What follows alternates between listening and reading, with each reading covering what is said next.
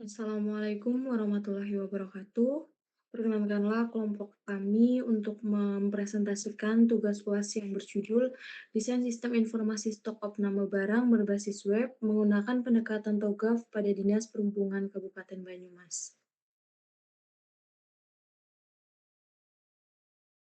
Adapun anggota kelompok yang pertama ada Afreh Zadinova dengan NIM 19248132, ada saya Ivandri Sapangesti dengan NIM 19248078, dan ada Nalendro Adil Satyadi dengan NIM 19248110. Untuk latar belakang, dalam instansi pemerintah, pemanfaatan sistem informasi sangat dibutuhkan dalam mendukung transparansi dan akuntabilitas pengelolaan aset. Dinas Perhubungan Kabupaten Banyumas merupakan salah satu instansi yang memiliki berbagai jenis barang inventaris, seperti alat listrik, perangkat komputer, serta perlengkapan kantor lainnya, yang semuanya memerlukan pengelolaan secara akurat dan sistematis. Salah satu proses penting dalam manajemen barang inventaris tersebut adalah stok opname, yakni kegiatan pencocokan jumlah fisik barang dengan data yang tercatat dalam sistem. Saat ini, proses stok opname di Dinas Perhubungan Kabupaten Banyumas masih dilakukan secara manual, yaitu dengan mencatat data pada formulir kemudian menginputnya ke dalam aplikasi spreadsheet. Proses ini menimbulkan berbagai permasalahan, diantaranya tingginya potensi kesalahan pencatatan, keterlambatan dalam penyampaian laporan, dan sebagainya. Agar sistem informasi yang dikembangkan mampu menjawab kebutuhan organisasi secara menyeluruh dan terstruktur, dibutuhkan pendekatan yang sistematis dalam proses penanganannya.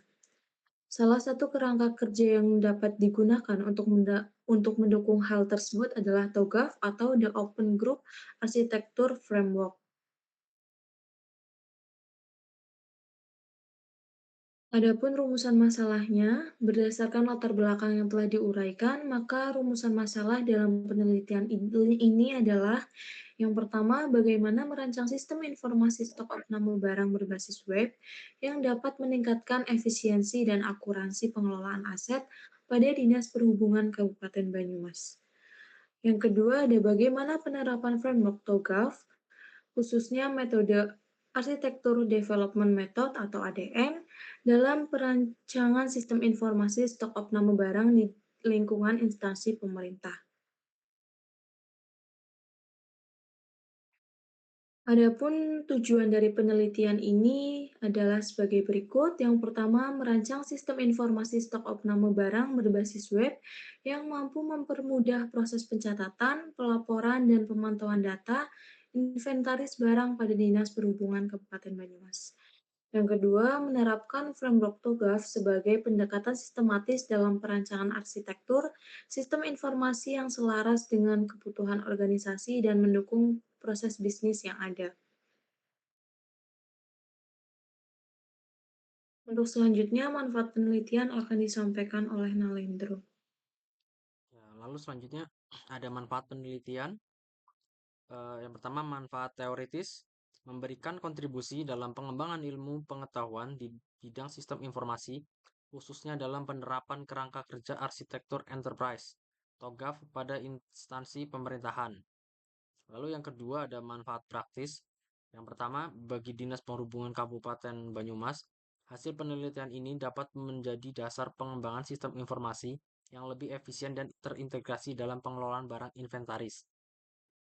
Lalu yang kedua, ada bagi pengembangan sistem, penelitian ini dapat menjadi referensi dalam penerapan framework TOGAF dalam proyek perancangan sistem informasi yang serupa.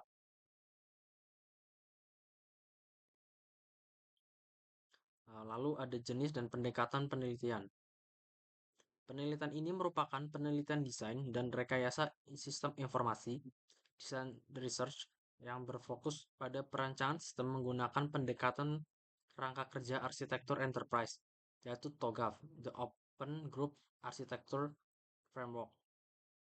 Pendekatan yang digunakan bersifat kualitatif, deskriptif, dengan tujuan untuk memahami proses bisnis, kebutuhan sistem, serta merancang solusi sistem informasi yang selaras dengan tujuan organisasi. Lalu selanjutnya ada metode pengembangan arsitektur sistem. Metode pengembangan sistem informasi dalam penelitian ini mengacu pada TOGAF ADM, Architecture Development Method, yang terdiri dari beberapa fase berurutan dan interaktif sebagai berikut. Yang pertama, preliminary phase, menentukan ruang lingkup tujuan, prinsip arsitektur, serta kesiapan organisasi dalam pengembangan sistem informasi. Lalu yang kedua ada architecture vision, yaitu merumuskan visi arsitektur sistem informasi, stok of-name barang, termasuk pemangku kepentingan, tujuan sistem, dan kebutuhan strategis organisasi. Lalu selanjutnya ada business architecture, yaitu menganalisis proses bisnis yang sedang berjalan di Dinas Perhubungan Kabupaten Banyumas, serta merancang proses bisnis target untuk mendukung stock of name secara digital. Lalu yang keempat ada information system architecture, yaitu meliputi perancangan arsitektur data, struktur data inventaris, format input-output, dan aliran data. Lalu ada arsitektur aplikasi, yaitu komponen aplikasi web, modul pengguna, dan alur fungsional sistem.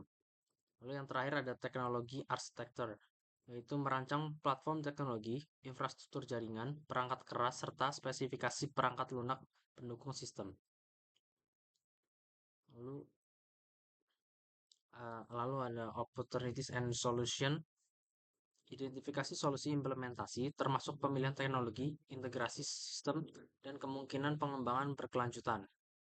Lalu ada migration planning, membuat rencana tahapan implementasi sistem dari kondisi existing menuju sistem baru secara bertahap. Lalu ada implementation governance, yaitu menerapkan standar pelaksanaan implementasi sistem dan kontrol kualitas terhadap desain yang telah dibuat. Lalu ada architecture change management, yaitu menentukan mekanisme pengelolaan perubahan sistem terhadap sistem di masa depan, di masa mendatang agar tetap selaras dengan kebutuhan organisasi. Lalu ada requirement management, yaitu dilakukan sepanjang siklus ADM untuk mengelola kebutuhan sistem yang diperoleh dari hasil observasi wawancara. Lalu selanjutnya akan disampaikan oleh Reza. Ada pembahasan sistem informasi stok oknum yang dirancang berdasarkan TOGAF mampu memetakan kebutuhan sistem secara menyeluruh. Dengan tahapan ADM, perancangan menjadi lebih terstruktur mulai dari visi arsitektur hingga teknologi dan perencanaan migrasi. Perancangan ini juga menjawab permasalahan sistem manual yang rawan kesalahan dan keterlambatan.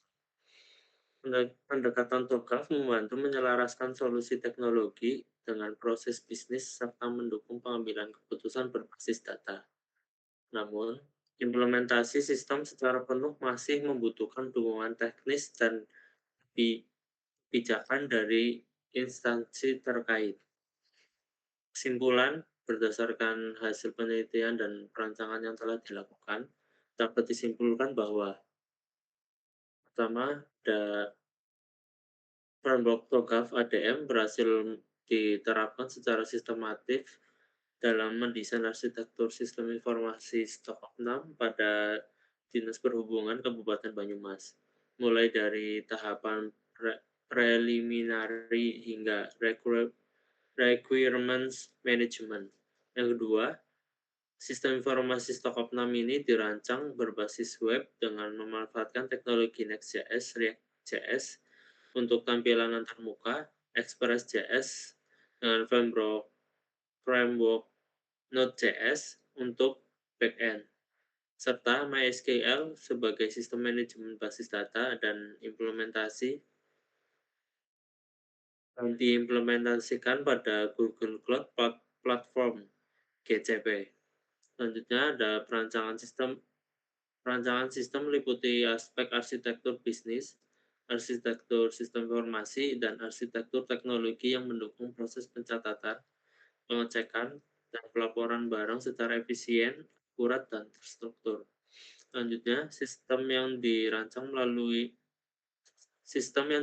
mampu mengatasi kendala dalam proses stok of name manual seperti keterlambatan laporan, kesalahan pencatatan, serta duplikasi data sehingga meningkatkan efektivitas dan akurasi pengelolaan aset barang di lingkungan Dinas Perhubungan.